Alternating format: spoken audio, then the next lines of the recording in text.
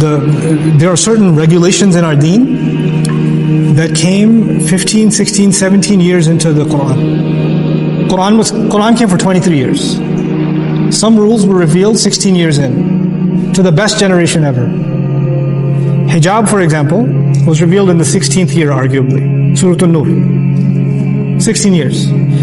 For 15 years, Aisha radiallahu anha, Khadija radiallahu ta'ala anha, Ummahatul Mu'mineen, the greatest sahabiyat, had no regulation of what? No hijab. When they walked down the street, or somebody else walked down the street, you would not know they're Muslim by their appearance. You would not know. Those were the greatest people. And those people, Allah did not, these people left their homes for Islam. These people were tortured for Islam. These people went into war for Islam. They starved for Islam. But they didn't have a hijab on. Yet. They didn't have it on yet. Why do you think that is? Why didn't Allah just send it from the beginning? Well, if you're a Muslim, take shahada, put a hijab on. You could have done that, right? And this is the greatest generation, willing to make the most sacrifices. If they're willing to sacrifice their home, they're willing to leave, be killed, be tortured. What's a piece of cloth on your head?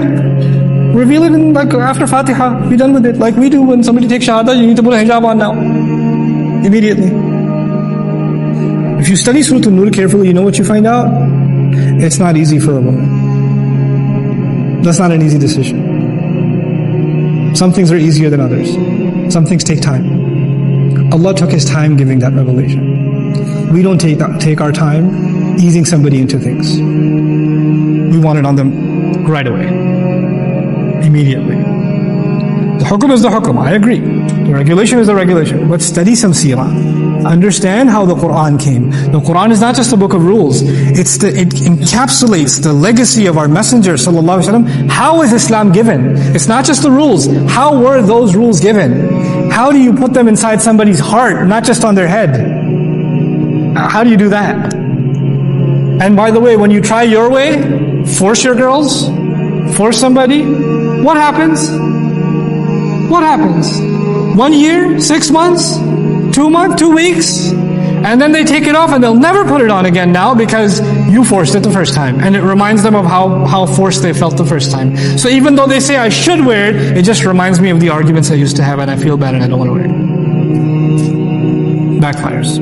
Allah's way works, our way doesn't. Our way doesn't. We just want to mold people into a certain image. Allah changed hearts way before He changed behavior. Way before He changed behavior. This is important to understand. We're living in a time where Muslims are very far from Islam. And getting them to follow the rules of Islam is not the first priority. Getting their hearts to be reconnected to Allah is the first priority. Then when Iman comes, everything else comes. Everything falls into place. When that's not there, nothing will be there. Connect people to Allah's book. Connect people to 16 years worth of revelation. Not one ayah which you can't even quote. And you're behind that, because if that's not there, what Islam is there? Astaghfirullah. And I'm just picking one example of the hijab. There are plenty of other examples of things we make the biggest deal. That's the top priority, and nothing else matters, when that's not the case. Goodness to your family is a big priority in our deen. We don't highlight that. You know? Anyway,